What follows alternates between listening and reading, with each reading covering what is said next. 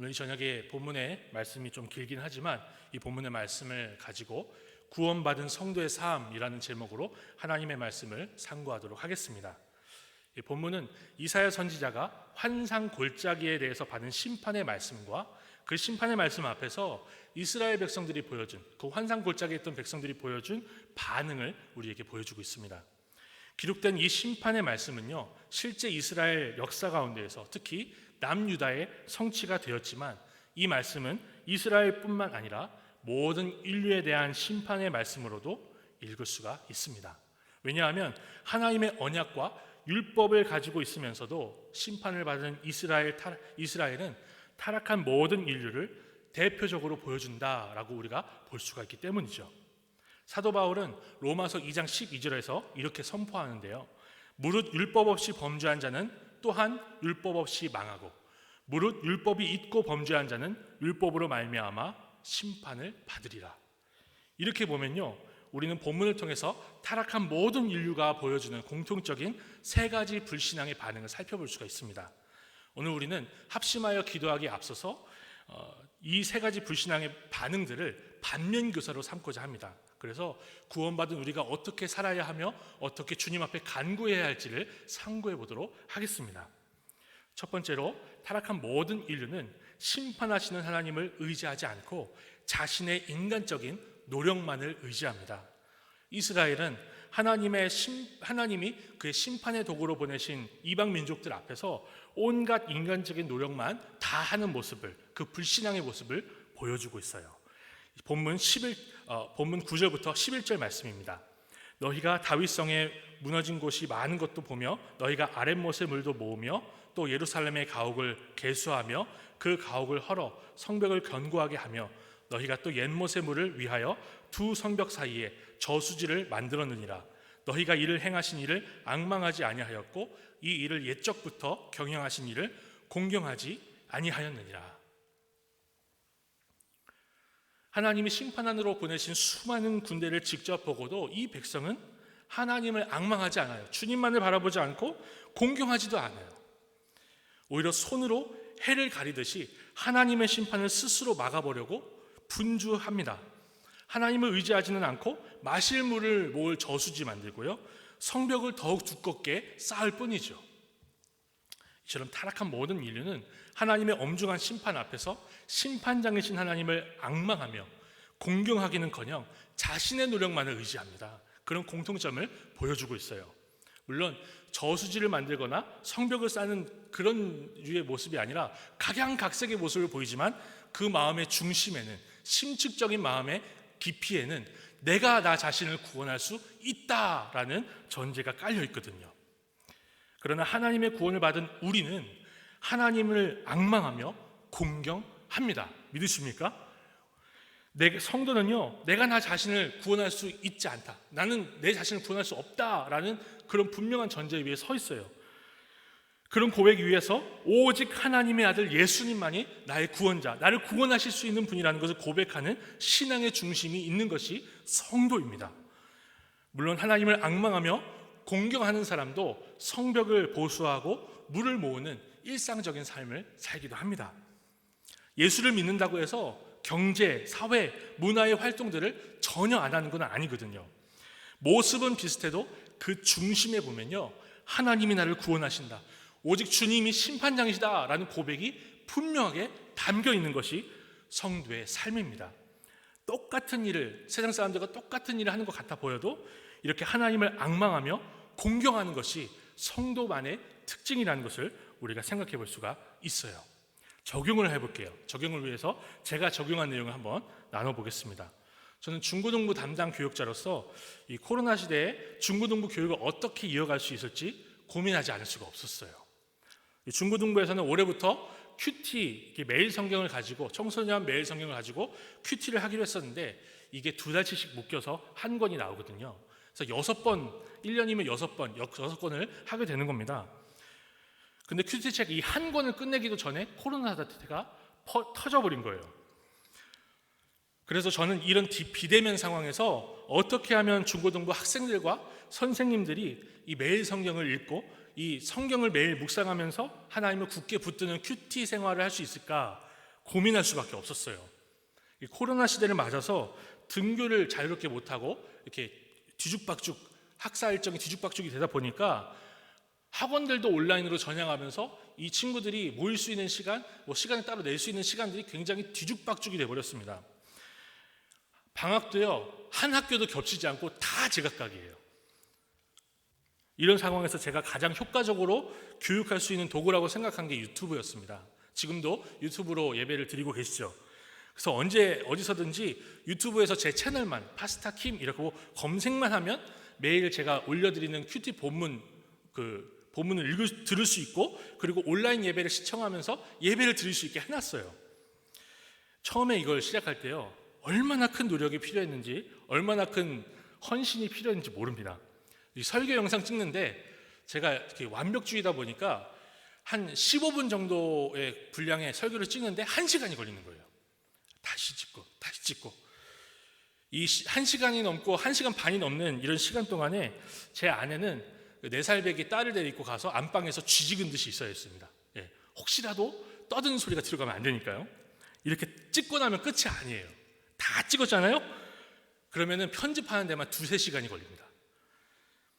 제가 말을 왜 이렇게 못하는지, 왜 이렇게 그렇게 더듬는지 모르겠어요. 또한 큐티 본문을 읽어서 매일 학생들이 들을 수 있게 이렇게 매일마다 7일 동안 올려요. 그런데 이게 하루 날 잡아가지고 제가 읽고 편집하지 않으면 다른 일을 못 하겠는 거예요. 이때도 희영 엄마는요, 희영이를 데리고 방에 들어갑니다. 안방에 들어가서 제가 큐티 본문을 다 읽을 때까지 쥐죽은 듯이 있어야 됐어요. 이렇게 헌신이 필요했습니다. 근데 이게 끝이 아니에요. 이렇게 만든 한 편의 동영상을 업로드할 수 있게, 유튜브에다 업로드할 수 있게 영상을 편집해서 만들고, 그거를 하나 이렇게 딱 만드는데 제 컴퓨터가 느려서 30분이 걸리더라고요. 한 편을 만드는데. 그리고 인터넷이 느려서 올리는데 2시간이 걸립니다. 한 편당. 지금은 좀 많이 해결이 되어 있습니다. 정말 하나님 은혜로 지혜를 주셔서 많이 해결이 됐어요. 그런데 이런 생각이 들더라고요. 그냥 찍어서 올리기만 하지 말고 거기다가 어떻게 하면 학생들이 지루하지 않게 화면을 볼 수 있고, 요즘처럼 너무나 좋은 화면을 가지고 유튜브를 하고 많은 영상 교육 자료들이 나오는 시대에 어떻게 하면 조금 더 좋은 화질로 아이들이 지루하지 않을 수 있을까, 어떻게 하면 또렷한 음성으로 아이들을 가르칠 수 있을까 고민해야만 했어요.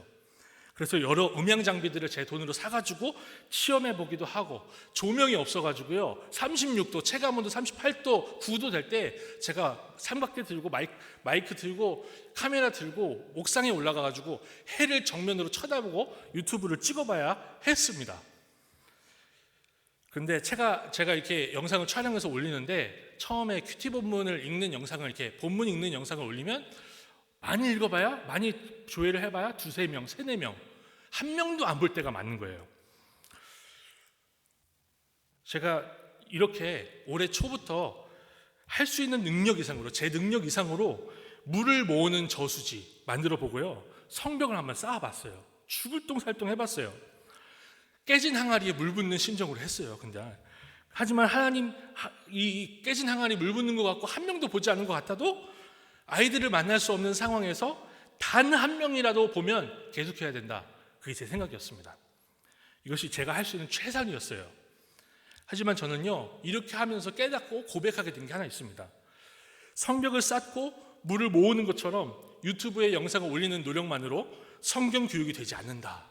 이렇게 좋은 컨텐츠를 올리고 내가 만든 최선을 보여준다 할지라도 성경 교육은 하나님이 하셔야 된다라는 것을 제가 고백하게 됐어요.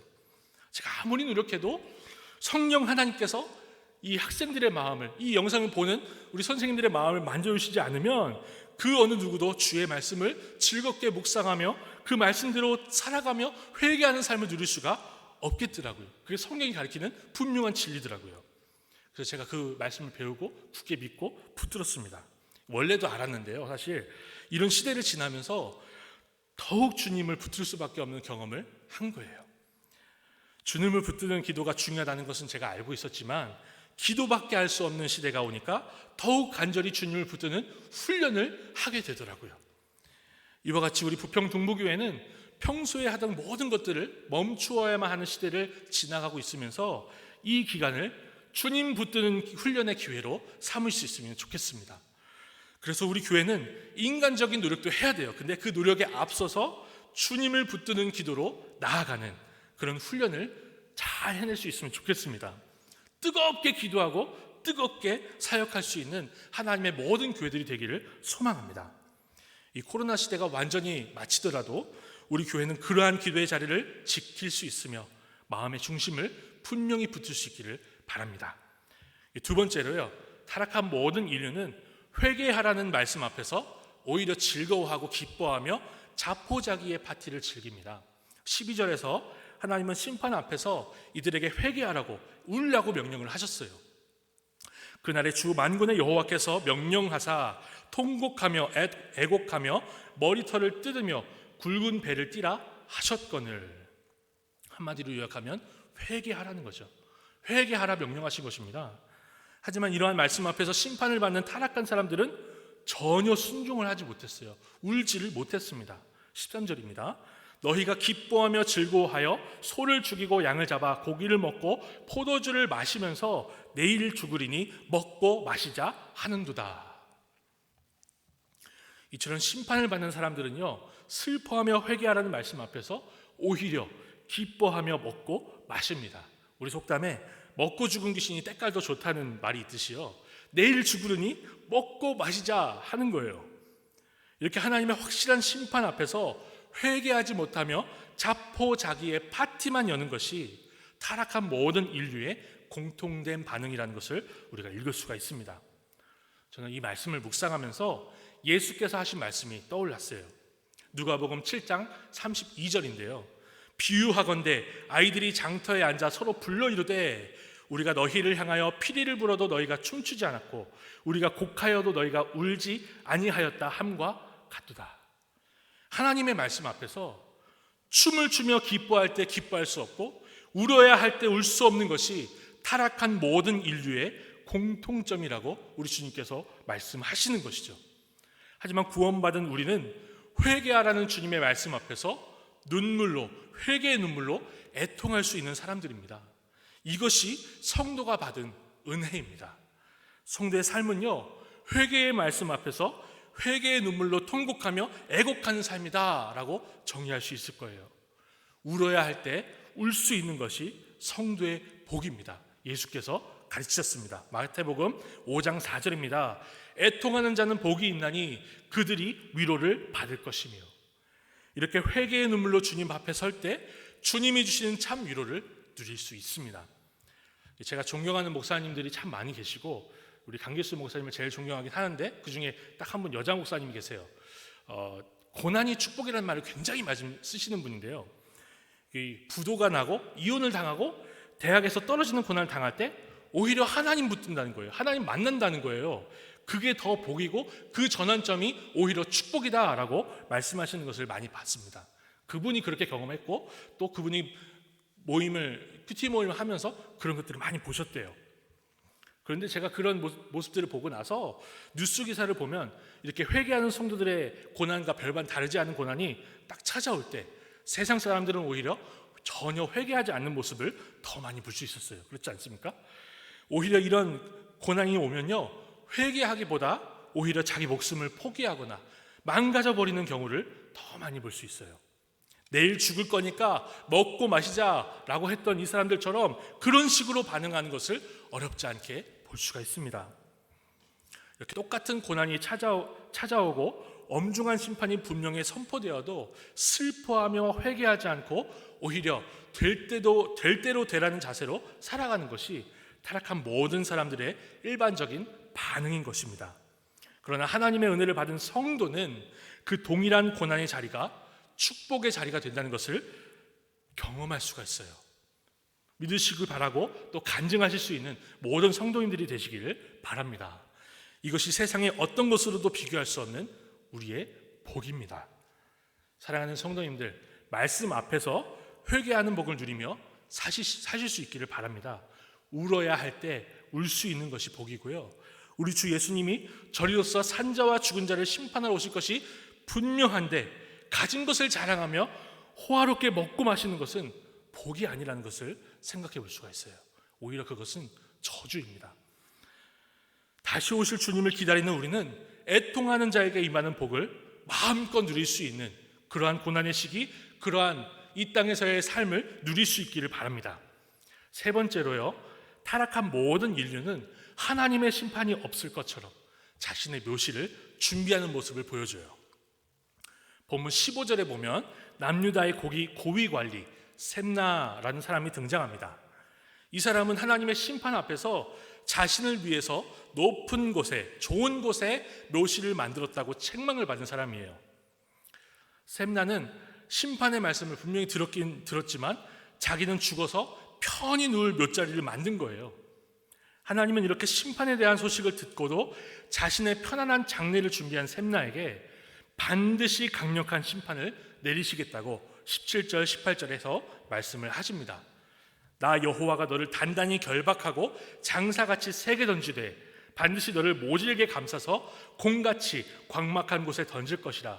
주인의 집에 수치를 끼치는 너여, 내가 그곳에서 죽겠고 내 영광의 수레도 거기에 있으리라.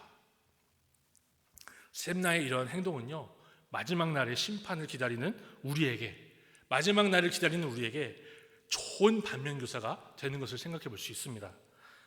구원을 받은 우리는요, 좋은 묘시를 준비하는 것이 아니라 하나님의 심판의 날을 고대하는 삶을 살아야 한다는 것이죠. 우리는 약속의 땅에 묻히기를 소망했던 야곱의 믿음을 따라서 주님이 오시기도 전에 우리가 개인의 임종을 맞이하더라도 재림에 대한 신앙을 굳게 붙들어야 한다는 것을 배울 수가 있습니다. 물론 우리가 주님이 다시 오실 때까지, 혹은 주께서 우리 각 사람을 부르실 때까지 우리는 이 땅에서 주님이 부르신 사명을 위해서 열심히 살아야 돼요. 공부도 해야 되고요, 돈도 벌어야 합니다. 우리 자녀들, 우리 가정을 책임져야 돼요. 교회와 가정과 직장과 사업장에서 하나님이 맡기신 그 자리에서 열심을 다하며 살아야 돼요. 그런데 우리가 이 땅에서 열심히 살아야 하는 이유는요, 편안히 죽기 위한 것이 아닙니다. 주님이 다시 오시는 심판의 날에 칭찬을 받기 위해서 그렇게 살아야 되는 것입니다. 주님이 다시 오실 것이 너무나 분명하기 때문에 우리 각자에게 맡기신 자리에서 충성을 다해야 된다라는 것이죠. 이렇게 우리는 땅만 쳐다보지 말고 주님만을 바라보며 하늘 소망 품고 살아가야 할 것입니다. 정리하겠습니다. 본문을 통해서 우리는 구원받은 성도의 세 가지 반면교사를 살펴보았어요. 첫 번째로, 성도는 성경만 쌓지 않고 하나님을 공경해야 된다는 것을 살펴보았습니다. 하나님께 기도할 수밖에 없는 이 상황이 하나님을 앙망하며 공경하는 훈련의 기회가 되도록 우리 이 시간에 기도할 수 있으면 좋겠습니다. 두 번째로, 성도는 자포자기의 파티가 아니라 회개의 눈물로 주님 앞에 설 수 있다는 것을 살펴보았어요. 우리에게 주어진 고난이 주님이 주신 복을 누릴 수 있는 기회가 되도록 주님께 간구하는 이 밤 됐으면 좋겠습니다. 세 번째, 성도는 묘시를 준비하는 인생이 아니라 주께서 다시 오실 것을 깨어 기다리는 인생이 되어야 한다는 것을 살펴보았습니다. 구원받은 우리가 이러한 복된 인생으로 다시 오실 주님 앞에 설 수 있기를 간구하는 이 밤, 우리 모두가 되기를 소망합니다. 묵상으로 기도하면서 주님 앞에 감사하며 또 회개하면서 나아가겠습니다.